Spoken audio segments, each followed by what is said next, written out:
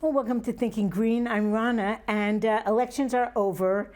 And now I think what we need to do is think about what we really need to do now that election energy is over and the challenges remain. So I'm very happy tonight to be joined by Emma Willer and Dan Piper, who are representing the Connecticut Civil Liberties Defense Committee. So welcome, both of you. I'm really glad you could come because I think there are a lot of people who, whether they were happy with election results or not so happy, are really starting to think that we're limited in what we can do through voting, and we have to find other ways to assert our power.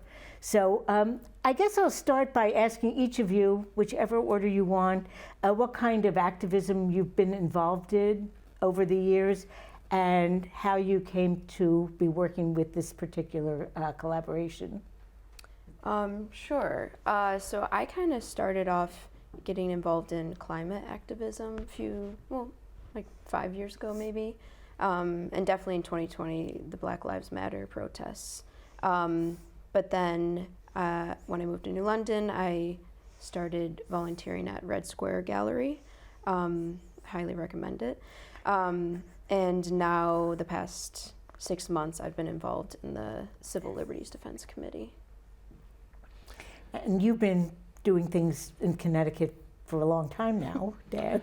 Yeah, it's been a while. I mean, I first finally started doing something the Friday after September 11th, 2001, because some students at my school organized an event to oppose attacks on Muslims and oppose a possible war, and half the audience seemed to lose their minds, as far as I could tell, and I realized, oh geez, like these folks need some help, and so I started working with them, and I got involved in the movements against the wars in Iraq and Afghanistan, and and then I ended up in Connecticut, done a lot of work here around the Iraq War, around Palestine, and this whole project kind of started because a bunch of union activists in the Palestine Solidarity Movement, in particular, among others, but I think particularly that group,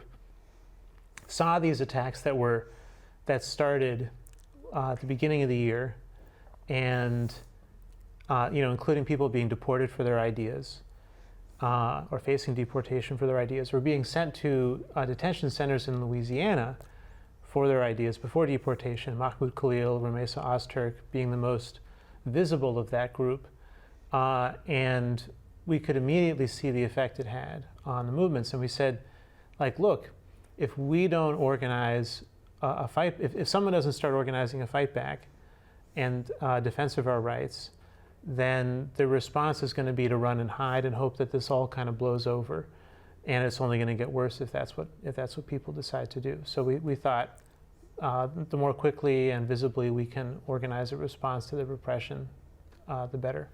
And that seems wise to me because it seems like some of this stuff has been happening for years, with mostly marginalized communities being affected, and many of us, like, in more privileged positions, kind of could run and hide, and it seems as though recently there's no place to hide.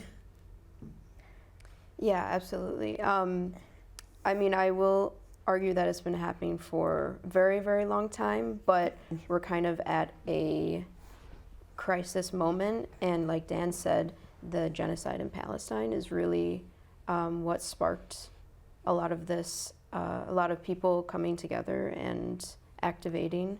Of course, we have a big movement around, no kings. That's kind of been a thing. And I think we're trying to just bring all of that energy together and work across abroad. And you mentioned, the genocide in Palestine, and I agree that has been kind of a catalyst.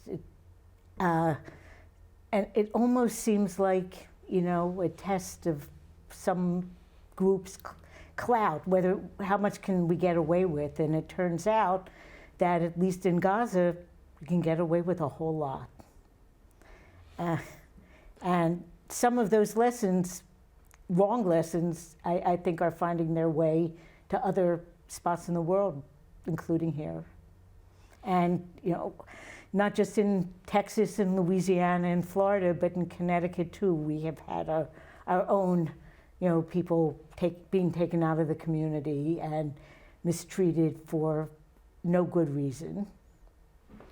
Absolutely, no, yes, yeah. Palestine is a testing ground for racist policies, for repressive policies, for and for warfare as well. I mean, they literally test, like weapons companies love testing weapons on Palestinians, and security companies, spying companies, love testing their technology on Palestinians as well, and yeah, like they're trying to use similar terror tactics here. That as Israel uses on Palestinians, just as the policing tactics that are used in this country come from Israel and to a large degree, or are tried out in Israel. And I think there have been some training sessions, directly that our police forces in some places have been directly trained by Israeli militaries. And it sets new low standards, I guess, more than most of us have seen in the past. So we have a slide, just the logo, the Connecticut Civil Liberties Defense Committee, and I wanted to really bring out, and then we have another slide showing all the endorsing groups. And I think it's really significant that there are a lot of groups, and different types of groups, labor unions, community action groups, political parties. Is there any particular characteristic of a group that has joined this solidarity over the last 6 months or year that you've noticed, or are you seeing anyone that you're kind of surprised to? I would just say it's very worker-centered, union-oriented. A lot of minority groups, immigrant groups. That's one of our main focuses is immigrant rights, especially with the attacks from ICE that we've seen. And I think education unions in particular, I think, kind of are seeing the threat that is posed to their members, their existence, education as a whole, higher ed in particular, that has seen all these attacks on just every aspect of the institution. I think there's a layer of the trade union movement that sees that there's an existential threat to unions that must be combated. We had a rally in June, and we brought the rally to the highest body of the Connecticut Education Association, the Representative Assembly, and had a discussion among 400 leaders of teachers' unions across the state, and which together voted in favor of this. And this is a union that represents 40,000 workers in the state of Connecticut, voted to endorse this demo that had a wide array of slogans defending working people from all these attacks. And I think that's a little bit of a shift. I think I think people are often a little bit more hesitant to go out of what they're used to doing, and unions are less likely to have been less likely to demonstrate in recent years. But now we're starting to see people looking for every opportunity possible to show some ability to fight back. And I'm wondering, with the teachers, the Palestinian support demonstrations that were happening in the spring of 2024, the students were really punished very harshly for exercising their free speech. And I wonder if that kind of jogs people who were educators, both in public school, K through 12 levels, and then on into academia, really realized that free speech on campuses in education was really in danger, and I think it still is really in danger. Definitely. Oh, You're sorry. a teacher, so you can probably speak on that. Well, I think there's been debates within educators unions, especially K through 12. I think it was a bit clear in the higher ed because that's where the demonstrations were, and it was more necessary to take a position, especially the grad employees unions. And I want to say too that the repression that took place, it wasn't just like arrests and so on, but especially as rhetoric against Palestine activists ramped up, students were pressured to take these agreements where they would agree to not demonstrate, or not participate in any activism in exchange for not going to jail. And so that, I don't know the numbers, but we know that thousands of activists were arrested. So I would imagine a significant percentage of leaders in the Palestine Solidarity Movement on campuses has been taken out by agreements like that. Taken out of the activism scene. But yes, I think that has provoked a lot of discussion. I know it's beginning to have more of an effect, I think, in K through 12 unions and workplaces. And I think it varies significantly depending, on what kind of students are in the classroom. Are they raising it? What kind of, parents of the students are there? That kind of thing. Yeah, and I'm guessing the demographics of the schools might make something of a difference. And when I think about those demonstrations in spring, it seemed like there was that heightened sense of the propaganda of anti-Semitism being, something that students needed to be protected against, and that wasn't what was happening at all. And I'm as Jewish as they come.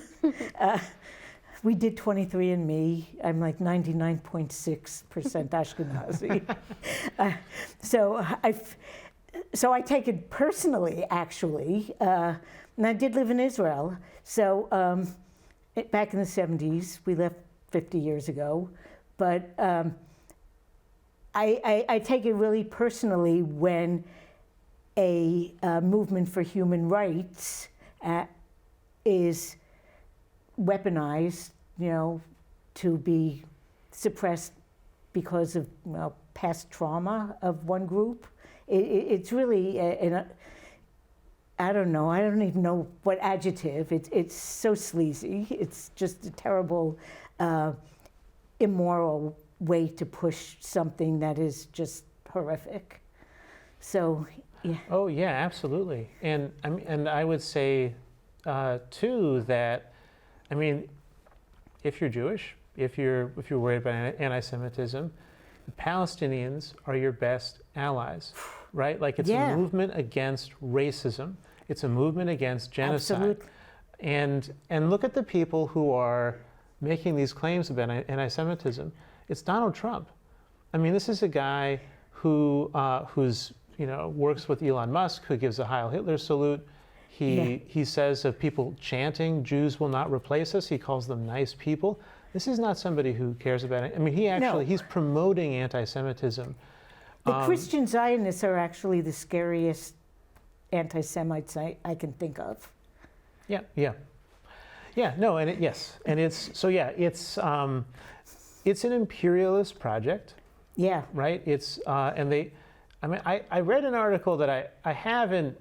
I wanted to do a little follow-up research on it, but the author made this argument that, the Russian Empire made like the whole Pale of Settlement, the whole idea that like, okay, we'll give some places for Jews to settle at the edge of the empire. That was a strategy for taking land next to, or that was recently taken from other empires, and using Jews to settle it, and this idea that like, we're going to send Jewish people to another place and settle it, and then hold that land, and then use it to break up another national movement, to break up other people so they can be more effectively oppressed. It's not a new idea. No, it isn't, and it's a weapon. Well, I think it's always kind of weaponizing someone's trauma, and they don't really care about any of the people on the ground. Even when I was in Israel, we were there during the Yom Kippur War, and there was even the sense there that it was kind of a proxy war. If there were fighter planes ahead, were they MiGs? Were they Phantoms? We knew the difference, but they weren't Israeli planes or Jordanian planes or Egyptian planes or Lebanese planes. So you knew that, this is a piece of land that everyone has, for millennia has wanted a piece of that bit of land. And this was just another opportunity. But unfortunately, the leadership of Israel has bought into, for probably close to 50 years, and maybe more like 70 years, has really bought into the idea that, that they're, it's good for them to be colonizers. I don't know. So other than academia, who would you say are the primary targets of what's happening with this administration, the fear campaigns that are going on? I mean, immigrants are the main people that are being hurt the most. We have, on one of our slides, I put a bunch of names on there that are current or recent defense campaigns that we've taken up. A lot of them are people from Connecticut that were arrested by ICE, taken from their family, sent to Louisiana. And then there's also people across the United States that have been kidnapped by ICE. And and some have been overturned and some are still waiting. Yeah, a few. I don't like to say that they're free because they are not free. They've been released and some charges have been dropped, like Alejandro Orellana. He was an activist in LA who was handing out face masks to protesters when there were these, big protests against ICE. He was handing out face masks because, of course, they were using tear gas and rubber bullets. And he was arrested because they, can do whatever they want. And there's a big national campaign to defend him, and he ended up getting the charges dropped. But of course, I believe he's still an immigrant and can still, face the wrath of ICE. And so many of these immigrants are legal immigrants, even though personally I think the whole idea of a legal or illegal immigrant is really wrong and damaging. How many of us have been here, more than a few generations? And I know when my grandparents came, I only have seen Ellis Island paperwork for one of them. I don't know what circumstances they came in. There was a long period of time in this country that people just came and settled. Well, the laws on immigration have always had a racial orientation. Like, pretty much the first restriction on immigration was Chinese exclusion. And then following that, immigrants from the wrong parts of Europe. And that was all part of like a wave in the 1920s of all kinds of racism and eugenics. Yeah, I'm thinking that was linked with prohibition too, and the war on drugs. Ways to discriminate against, beer drinking Germans or cannabis smoking Mexicans or whatever. So, well, and closely tied to labor too. So, for decades, starting in World War II up till the 1960s, Mexican workers are brought in legally through a program that denies their rights, the Bracero program, where they can be sent away at any moment, and that program is opposed. People start, Cesar Chavez and others are organized Right. against it, and it is ended. And it's only when that program is ended, and interestingly also when about the same time as the Voting Rights Act and the Civil Rights Act, that this new regime of immigration, where we're going to bring in people who are undocumented, they're not given papers and they're not given status, but they are given jobs, and so instead of bringing them in through this legal process that denies them rights, there's this hypocritical process that's developed, where they're denied rights de facto, and there's nothing about it that is worth defending from the perspective of working people. It only harms everybody. And from our point of view, an injury to one is an injury to all. Everyone has a right to be here. Everyone has a right to work here. And the removal of any rights through any excuse is a harm to all and must be opposed, forcefully. and it makes sense that unions would be at the forefront of some of these fights, because as soon as you're bringing in workers who are easy to exploit, that truly does affect the work climate for everyone. Absolutely. And immigrants often bring some of the best practices of fighting for our class to this country. The fight for the 8-hour day has been commemorated for decades, more than a century around the world, a fight that took place in the United States. And American workers for a very long time have barely recognized this day or commemorated it. And really the practice started coming back into our lives when immigrant workers started demonstrating on May Day, especially in 2006 when they mobilized against anti-immigrant laws. And workers here have a lot to learn from the workers who are coming in from other countries. And that's, I think that's really the central reason why they're the targets of such an offensive is they are the most conscious layer of our class. And the fact that we're being deprived of their action because of the repression is a serious loss that has to be remedied as quickly as possible. Yeah, and just to reiterate what you said, the defense of immigrant workers is the defense of all workers, not just in the United States, but globally. Because another group that's being very suppressed right now is refugees. Because Trump just rolled back on the temporary protected status, which protected refugees coming from, anywhere in the world, including Venezuela right now, from being deported and allowing them to work. And now that's just been stripped away. And there's 250,000 Venezuelans that have lost their protection here in the United States. And that's another big loss.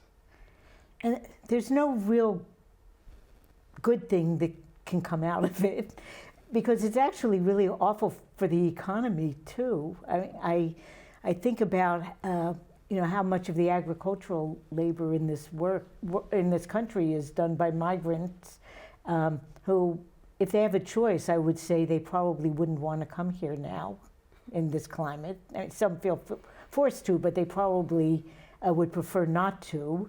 And then between that and the tariffs, and then you have, hunger, increasing at a level that I haven't seen in a long time. So it's filters out, so it's pretty bad for everyone.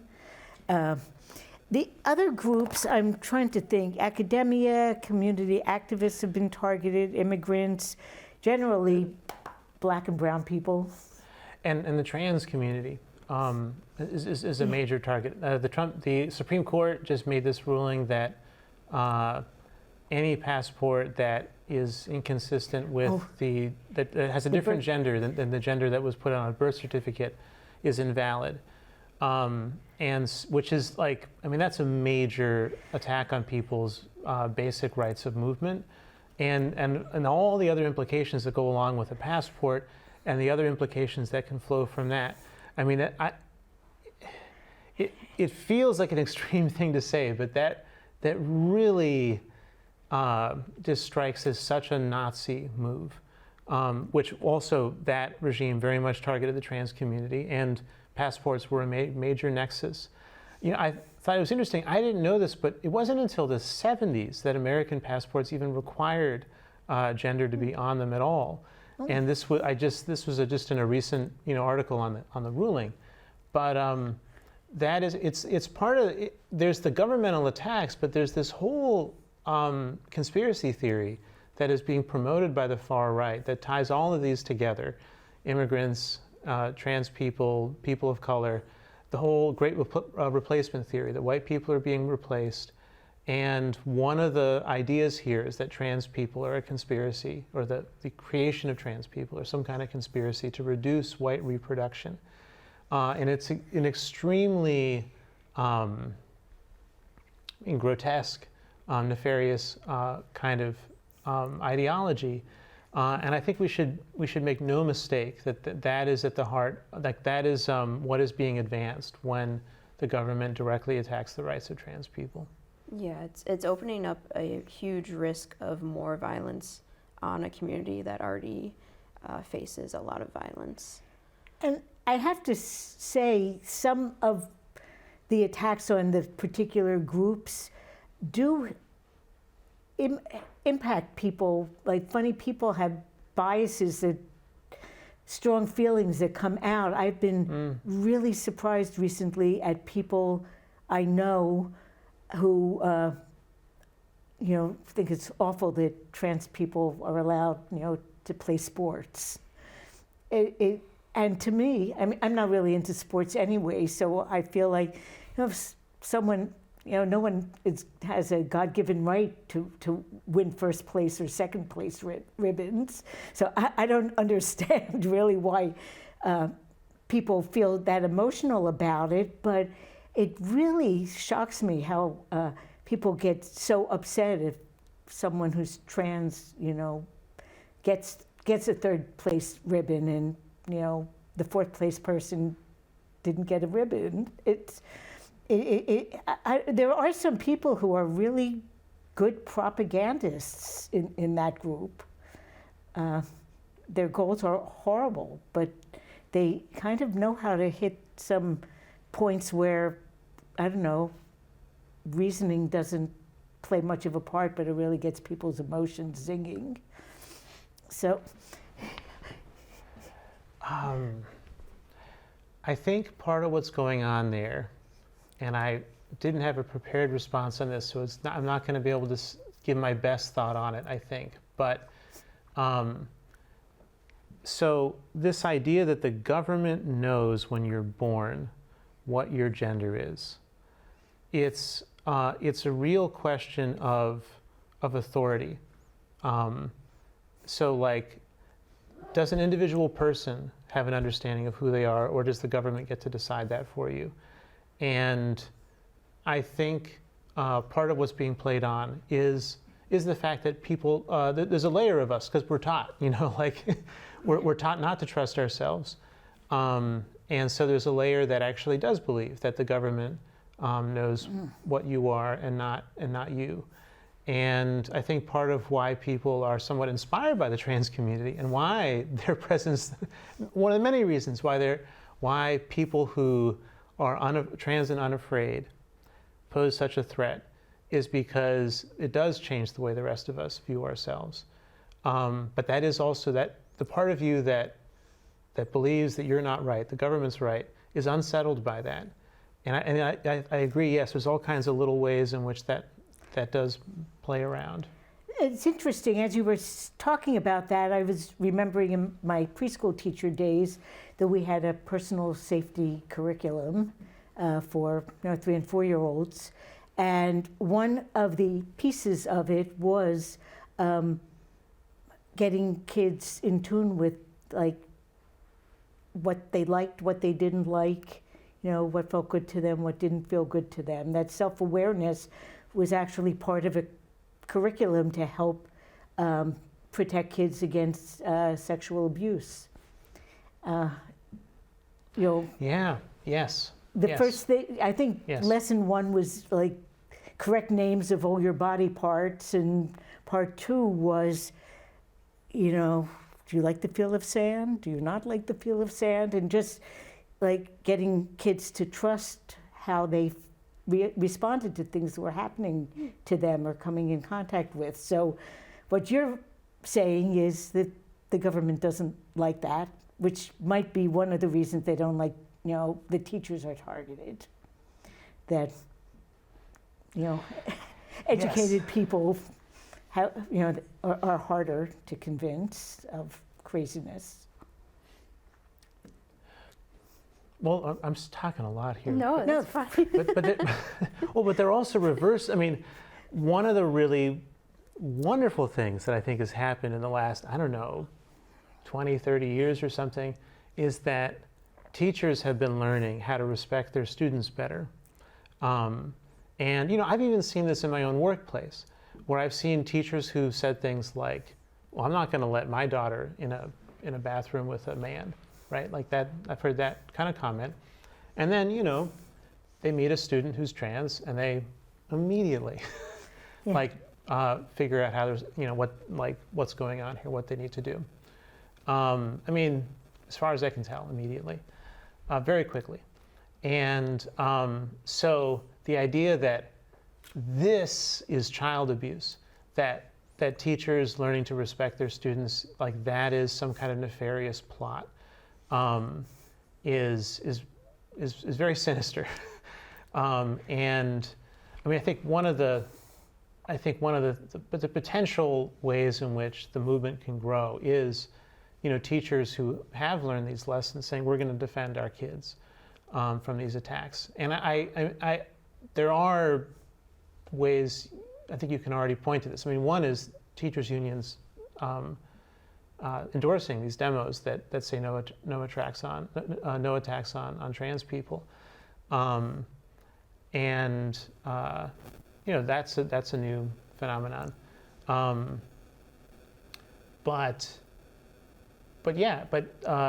But funding is being cut. Funding is being cut from schools because of the services and the respect that they accord to trans students. And so far, from what I've seen, is that neither teachers or administrators have any desire to change policies in order to save funding. They want to fight for the funding and fight for the rights. I guess that all brings me to, we kind of know what the threats are. We talked about that. What tools do we regular people have to fight this? And there is a slide that Emma gave me that has some steps forward, like not things that are happening tomorrow, but things that are kind of planned for the future. So how can we fight back? We have known that fighting back has gotten some people who were jailed released or prevented deportation, maybe gotten people's jobs back, but that's one case at a time. So what would you say our strength is, and how could we take advantage of it? Yeah, I think the defense campaigns, even though it is technically one case at a time, it proves that having these mass movements can create change, can win. And I think we can do the same things for all sorts of issues. That's why we are teaming up with unions, teaming up with workers and other groups, immigrant groups, because if we want to take on all these fights against trans people, against immigrants, against women's rights. The only way we can do that is using the power of the collective working class. I mean, there's far more of us than there are the leaders, the people on top. The wins we've seen are just examples of that. Yeah, and I'm thinking we have the numbers, but also do the work.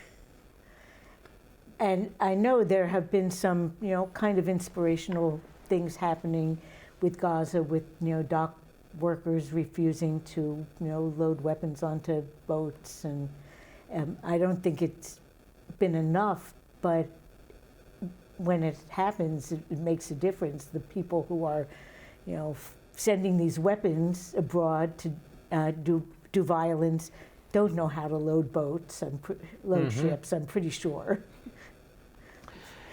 Yes, I mean, well, and in Italy there was 2 major general strikes in opposition to continued genocide in Gaza, and I think I can't see, the wretched ceasefire agreement as it is, but I can't see that even being passed without those general strikes having taken place in Italy. I mean, I do think here, and I think people are pretty aware of this, that we're not as organized as we need to be. I mean, we have there's a lot of, we have won victories. Like we got Mahmoud Khalil and Rumeysa Ozturk and others out of jail, out of detention. We've got some charges dropped from people like Alejandro Orellana. We've gotten other reversals in policy. I mean, even just Jimmy Kimmel getting his job back, is an expression of organized power. But I think the thing is that the government is not doing this because of just one personality. It's not just Trump. There is a greater crisis in American power, in American capitalist power. They are in competition with other economic powers, and they do seem to feel like this kind of repression is necessary for them. So they're going to keep trying. And so we need to get more organized. And I think just a few things of what that looks like. I mean, if you think of a union, if a union is going to exercise any kind of power, people need to have trust with each other. They need to know each other. They need to know what they're capable of. They need to say, oh yeah, you're going to come out. I can trust you to actually come out and do something. And we also need to get on the same page about, what's going on, what we need to do. And so that's part of our task now is having all those many conversations and having kind of rehearsals for, coming out together and doing something together, whether it's a big meeting or a demonstration or a picket. And there's been a fair amount of rehearsal, but we have a lot more work to do. So I have a question about unions. I was a preschool teacher, which is a profession that's been very resistant to unionizing, and so we were poor for a lot of years. But some unions seem to have a real sense of global even solidarity, and some don't. And I think if there are police officers in a police union and they're breaking up strikes, what do we do? How do we get past that? So is that a real can of worms? No. I've been talking for a while, so I looked down. I mean, I would say police are in a different category, and their unions are in a different category, because the police were created in order to break strikes. I mean, nothing against even the individual people. It's just that's what the police were created for. I mean, among other things, but quite literally, you see police forces emerge with the rise of industrial strikes. And so one of the problems I think we have in the union movement is that we have police in our larger union federations. But yes, I think also the internationalism is something that our unions need to learn a lot more about. I'll say too, like when we were talking about education, we don't have labor history in our education growing up. We don't learn about the origins of May Day, how it actually happened in Chicago. We don't learn about these big union fights that have been won, like in Minneapolis, 1934. Well, they didn't even win, but the process of it was built unions. And so a lot of people don't even know first that they're in a union or the power of their union. And that really stems from the educational crisis here. And I think part of what we're trying to do in the committee is not only activate people, but also educate people. We just had a big conference on November 8th. We had union leaders talk and participate in it, and I think that's the beginning to try to educate workers.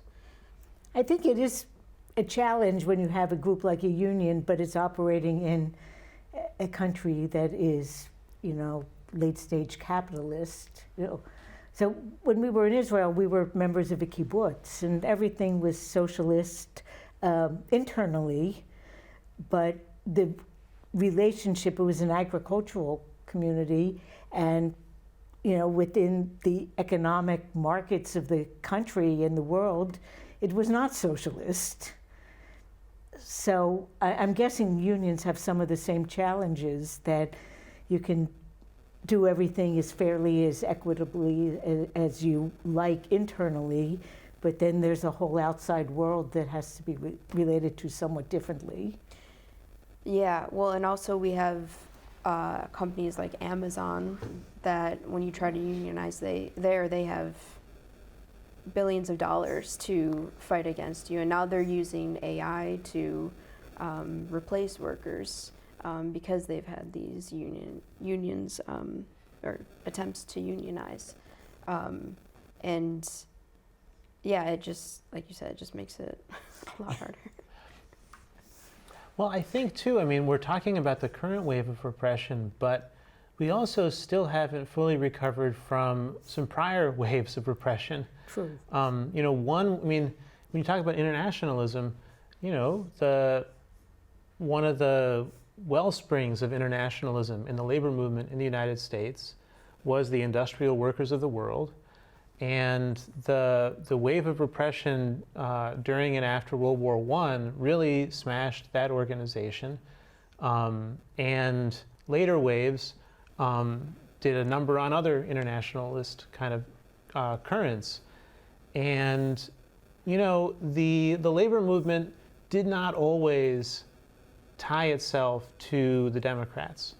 And now we've got now the Teamsters are looking to the Republicans a bit, but that's or the Teamster leadership. But that like when you've got a country, when you've got a state that is like you point out, it's part of this international system of oppression. Like it's bombing people all over the place, and it's being managed half the time by the Democratic Party, and your unions are tied to that party. That does make it hard for the union movement to have an internationalist orientation and a great many other things. So yes, I think if we're really going to be effective, we're going to need to get independence from the Democratic Party. We're going to need to be able to think about what do we want for running the society, and that's going to mean disengaging from a party whose job it is to manage things the way they are, with all the ugliness and repression and destruction of the earth and everything else. That's what we're trying to do, is build a grassroots movement, independent of a party or a capitalist party. And if you go to our next steps, the big campaigns that we're trying to we'll be doing next is building May Day events and door knocking campaigns. So we're just trying to reach out to everyday workers that may not realize that there's people fighting for their rights. And we also there's a professor, Tom Alter from Texas State University. He was fired for speaking at a socialist conference. We're going to be having him up in Connecticut, hopefully, for a talk to hear from him. And we'll also be putting on things like LGBTQ forums. Yeah, what else? Well, yeah, so there are a lot of events, though, that are coming up really soon that are opportunities. So we have a bunch of slides, well, not a bunch, like 4 or 5, and maybe you can tell us about each of these things, this one even tomorrow. Yeah, this is an event that Tom Alter is actually speaking at. It's a webinar, so anyone can join that. It's not actually a Civil Liberties Committee event, but we support the defense of Tom Alter, so he'll be speaking at that. But on Saturday, Mahmoud Khalil is actually coming to Connecticut. The next slide, yeah. He is speaking at the Palestine Museum in Woodbridge, Connecticut. It may be sold out, but yeah, it's going to be a really good event. I'm thinking that Stan Heller will probably videotape it and have it on his channel, and sometimes they play Stan's programs before this one. Yeah. So we'll see. But I'm thinking that since Middle East Crisis Committee and Promoting Enduring Peace are part of that program, that Stan will probably be there videotaping. Yeah, and then after that, we're also supporting the National Day of Mourning that's happening in Plymouth, Massachusetts. But the next Connecticut Civil Liberties event is happening on December 13th. And we have, do you know about the speaker? Yeah, so this is Johnny Eric Williams. He's a professor at Trinity College, and his a lot of his focus is about like the culture and politics around genetics. So, we were looking at some of the stuff that the tech bros and that whole world is obsessed with. Like, Elon Musk is obsessed with, having enough babies. I think it's pretty clear, not having enough white babies, not having enough babies from people like him. Like, he kind of thinks it's his job to populate the world with his offspring. And he's not alone in this. Thought. Yeah, no, and this is a whole revival of eugenics. And this idea that there's like some people's genes that are better than others, and there's all kinds of implications for it, and it's part of the offensive. And I think there are places where this is popping up where you wouldn't expect it to be. Anyhow, so we asked Williams if he would come and speak about this. So he's going to come to the Elmwood Community Center on Saturday, December 13th, 2 p.m. Elmwood is in West Hartford, so 1106 New Britain Avenue, and we'll have a whole program about this phenomenon, part of the authoritarian right that is growing up, and how to combat it. And then we'll have a business meeting where we'll discuss organizing door-knocking campaigns, defense campaigns, and organizing for May 1st in New Haven. At the very least, there may be May 1st events elsewhere, May Day events elsewhere. I know earlier this year there was a big one in New London, I believe, with the UAW local. Or in Groton here. Yeah. So we want to build May Day events in Connecticut wherever they're happening, and we understand there's going to be one in New Haven, so that's going to be on the agenda as well. And we want to get together with anybody else who would like to do a serious job building that. We also not only have statewide meetings, but we have local chapters in a way all over the state, and we have one in New London or the surrounding area, and so we're also going to be meeting next week, and we'll be talking about the proposals that came out of the conference on the 8th.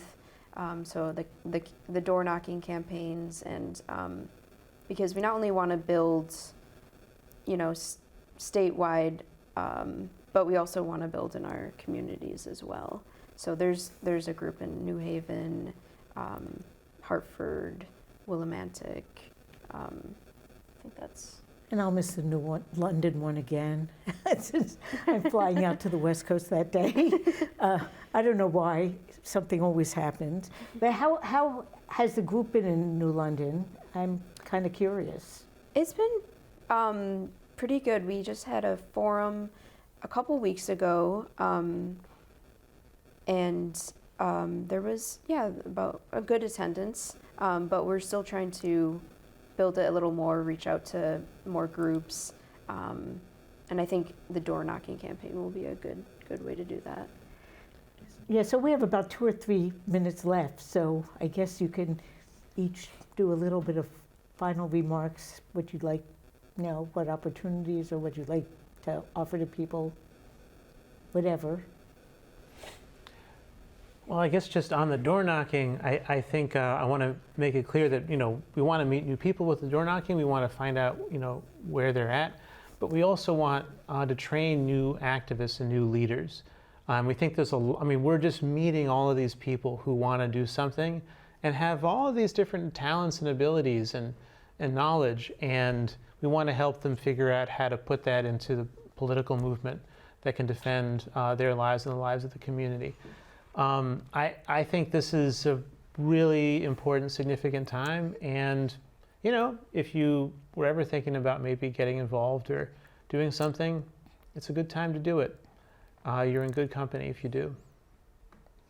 And right now, I think after the elections and after we've seen massive numbers of people in the No Kings demonstrations, that many of them might be ready to take another step and do something that is maybe a little more impactful, but it could be a first step to being in a crowd with people that you want to do things for. Absolutely, yeah. I think that's how we met a lot of the recent people in the group, is at those No Kings rallies, because they were looking for the next step. And there wasn't really one introduced by the main people. But we kind of have or at least we hope we have a way forward. And I wrote down this quote from William Robinson, who just spoke at the November 8th conference, and he said that the defense of immigrant workers is the very front line of the defense of the entire working class. And I think that really speaks to what we're trying to do. Well, thank you, Dan, and thank you, Emma, for coming on. For people who want more information, there is a website, ctcivillibertiesdefense.org, kind of just what you'd expect. Yep. So thank you. Maybe before May Day, come on again, and we'll see where we are at that point. Thank you for having us, Rana. Thank you. Yeah, thanks for coming down. And we won't be live for a couple weeks, but we're going to try to have something on, so it'll be a surprise. And thank you. Thanks. Thank you.